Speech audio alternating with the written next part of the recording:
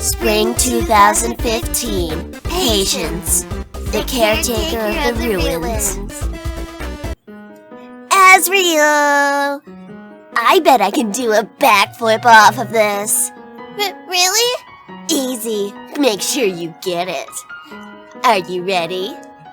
Asriel? Do you smell that? Smell what? Blood. I don't feel well. Then slow down. No, Wait. Do you remember this puzzle?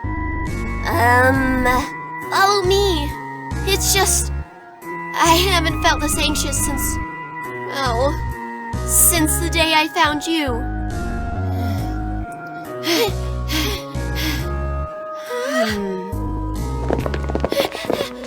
Asriel, wait! Hey, can you hear me? Be careful, we do not know what... Oh. Chara, have they fallen down? It appears so. Seems it killed them too. That's not funny. Hold on. A toy? How typical of a human to romanticize weapons. Well, they're not dead. Yet. They're alive? Asriel? What are you doing? We're taking them back with us. But... Call Mom and Dad. Wait up.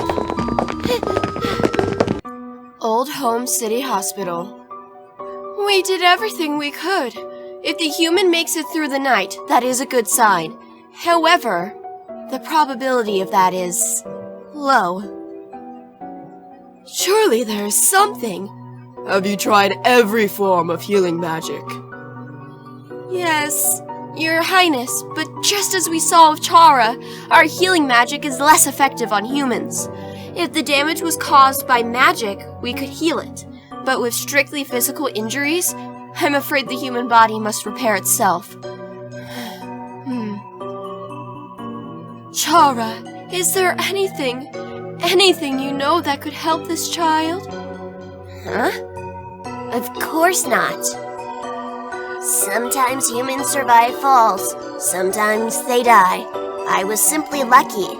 And speaking of luck, why has no one addressed the real concern? Who takes a soul when they die? Huh? Has this thought even crossed your mind? Chara, we are not discussing this. And why is that? Our priority is saving the child. Chances are they will die. You must plan. A plan has been made. Oh, what is... Chara, enough! And stop waving that around. Fine. I'm relieved to hear you at least have something in mind.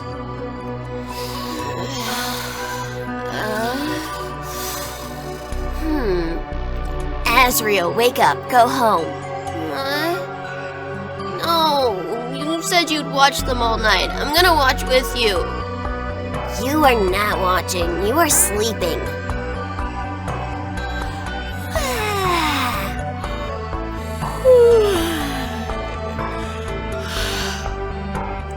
In fact, you would sleep better in your bed.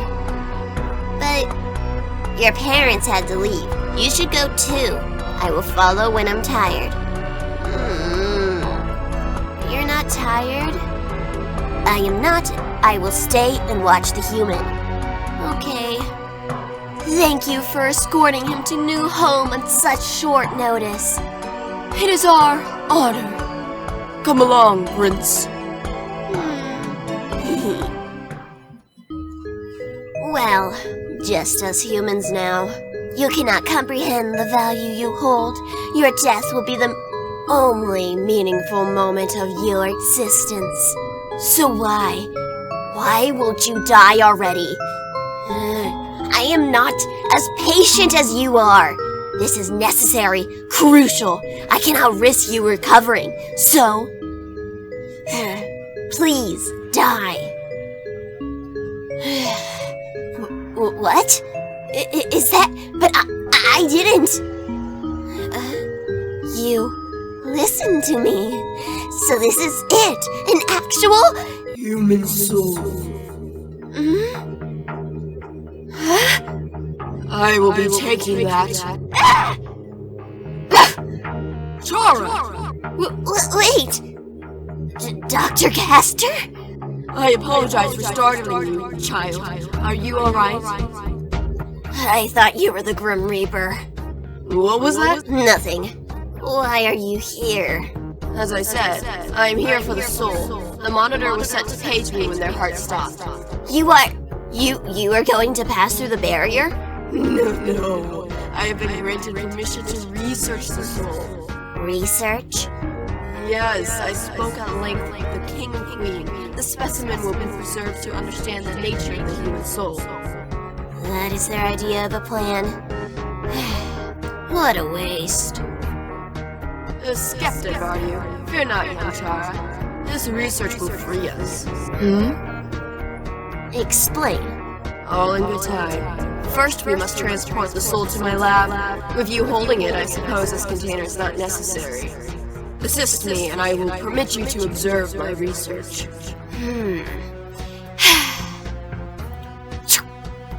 Mama, I'm hungry. Is dinner ready? The mother set down the bill she had been reading, returning her attention to cooking dinner. Patience, my child. She spoke wearily as she stirred the pot of stew. It is a virtue. That I must hold, the child finished in a sing-song voice. Uphold. The mother corrected with a chuckle. Now run along and play with your toys. I will call you for dinner soon. Yes, Mama. The child ran off to play pretend. While there was no kitchen toy set to play with, there was one thing they had, their beloved plastic knife. What will I cook today? Oh, I know! They picked up a paperback book to serve as a cutting board and placed a strained tennis ball on it. This would be a potato. They began mimicking cutting movements to chop up their ingredient. They continued prepping other imaginary ingredients until they had finished cooking their meal. It didn't look like much, but they could imagine the smell of honey ham, bread, potato salad, and pie. Dinner's ready, they proudly declared, though they had to admit their mother's stew would probably taste better. How much longer? The child asked, a weary tone to their voice. Their feet felt sore from all the walking on the mountain's rough terrain. Their old shoes were too small to wear, so instead they had put on the two thickest socks they owned, which were now dirty and damp. They almost wished they were wearing those cramped shoes. Have patience, the mother reminded her child. We're almost there. She held up the picnic basket she was carrying. Then we will have our lunch. The child smiled at that promise. They behaved and didn't say another word of complaint for the rest of the hike. Eventually, the mother came to a stop. How about we take a break here? She said as she neared the mouth of a cave. Okay! The child excitedly entered the cave. They found a sizable rock and promptly sat down, happy to not be standing on their sore feet any longer. Oh, it looks like I'm not able to get a signal in here. Holding their phone, the mother turned to the child. I need to walk further up and make a call. I'll come with you! The child blurted out. Their feet ached so badly they weren't sure if they could fulfill that offer, but anything was better than being left behind. No, that's fine, my child, the mother insisted as she set the picnic basket next to them. You may have one snack while you wait. Okay. The child was good at waiting. Waiting with food was even better. The mother began walking but then stopped and looked at the child. Do not leave the cave on your own. Wait patiently until I return. Yes, Mama. Why isn't Mama back? The child spoke out loud, breaking the silence they had come to hate. They had played all their imaginary games while they waited patiently for their mother. They even ate their snack, then another, and another. There had not been much in the basket, but guilt was gnawing away at them worse than the hunger. Now the sun was setting and there was barely any daylight left. It felt like it had been forever since their mother left to make that phone call. The child stood and approached the mouth of the cave, as they had now done so many times. They came to a stop just before exiting. "Mama, come back." But nobody came.